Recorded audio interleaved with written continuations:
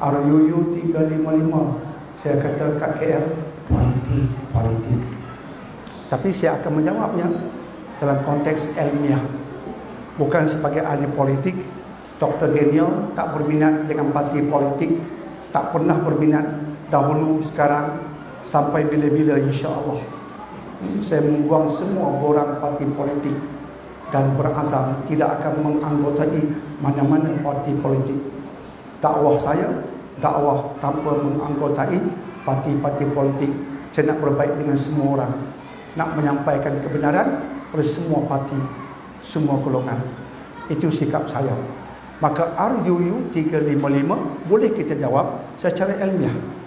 Pertama sekali, rang Undang-Undang 355 ini penambahbaikannya bukan baharu. Sudah ada penambahbaikan sebelum ini. Maka cadangan untuk penambahbaikan RUU 355, cadangan itu berkaitan penambahbaikan. Artinya undang-undang syariat yang ada di Malaysia sekarang pastinya tidak sempurna, hendak ditambah baik. Hendak ditambah baik dalam bentuk macam mana? Iaitu bagi kes-kes jenayah, maka hukumannya bukanlah rendah seperti yang sekarang, dinaikkan. Tetapi tidak sampai kepada capital punishment, tak sampai kepada hukum bunuh. Yang lain-lainnya boleh dilaksanakan jika penambahbaikan ini diterima pakai di parlimen. Sekadar kita demonstrasi, kita tak ada hak menentukan apa-apa di parlimen. Lebih baik pengaruhi mereka di sana. Itu lebih besar maknanya untuk betul-betul penambahbaikan berlaku. Takkan kita doa kat spanduk tak selesai masalah, kita tak boleh buat apa-apa, sebab dia bukan di tangan orang-orang kampung yang angkat spanduk itu di parlimen.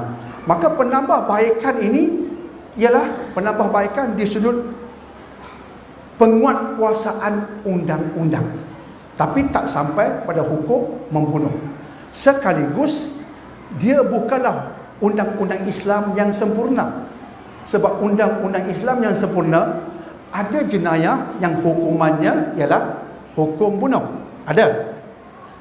Tapi penambahbaikan itu bab hukum bunuh diabaikan, tapi yang lain-lainnya boleh.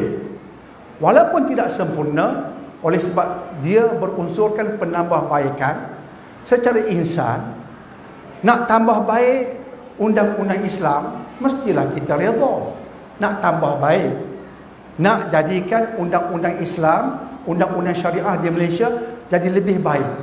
Tapi tidaklah sempurna, belum sempurna, tapi nak tingkatkan. Secara orang Islam, kalimat nak tingkatkan jadi lebih baik, memanglah kita sokong. Di sudut ilmiah kita sokong sebab nak jadi lebih baik. Tapi dengan satu syarat.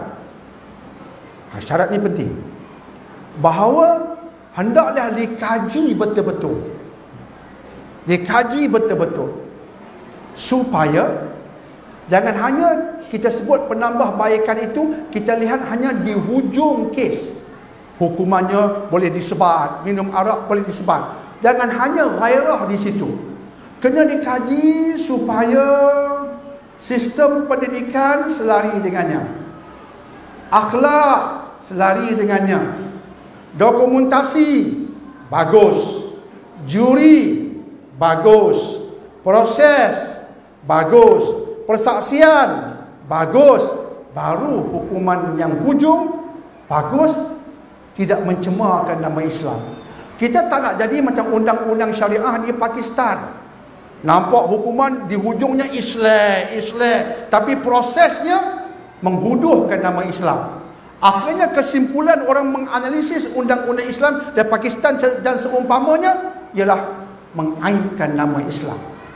Undang-undang Islam mengaibkan nama Islam sebab ulama hanya ghairah tengok, oh nak potong tangan, tapi dia lupa melihat daripada benda-benda asas. Akhirnya proses itu mencemarkan Islam, tapi nak sampai ke hujung yang cantik, yang bawah tak cantik. Pengalaman sudah ada.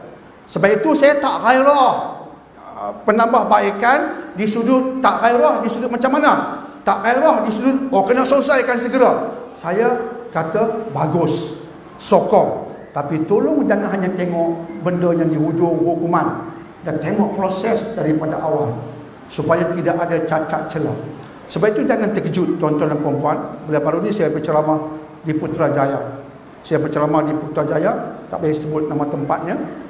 Dan bila saya cakap macam ini, ada orang bertanya, cakap macam ini, dan depan saya tu ada lawyer, bahagian mahkamah, bahagian sivil, lawyer, Tan Sri pun ada. Saya jawab begitu. Saya kata saya sokong, tapi dengan syarat, jangan tergesa-gesa sehingga akhirnya yang terhasil sesuatu yang mengaibkan nama Islam. Saya tak mau itu. Penambahbaikan di semua sudut dan penjuru. Jadi saya pun selesai. Seorang tu bawa saya balik ke hotel. Dia kata, saya lawyer, doktor. Saya mendengar jawapan doktor. Saya pun kata, what's your comment? Saya jawab, bukan sebagai lawyer, bukan sebagai ahli politik, you lawyer. Dia kata okey, tapi dia kata, tok guru saya ini pakar undang-undang syariah yang cinta Islam. Dia tulis artikel. Dia kata apa? Dia sebut nama guru dia, pakar undang-undang Islam, melahirkan saya, dia kata, peguam. Dia kata undang-undang yang nak dicadangkan ini boleh mencemarkan nama Islam jika mereka tak ambil kira beberapa perkara ini. Atau orang yang pakar undang-undang mengatakan demikian. Sebab walaupun penambahbaikan hukum hakam syariah, tetapi prosesnya ikut proses demokrasi, ikut proses undang-undang yang ada, melalui proses yang ada. Jadi proses ini jika tak diambil kira, akhirnya yang terhasil, kata pakar undang-undang, dia kata ialah sesuatu yang akan mencemarkan nama Islam. Jadi kalau ahli politik tak perasan benda ini, dia akan ghairah, bertakbir, ghairah, ya. Pakar tu kata saya sokong, tapi mereka tak faham perincian undang-undang.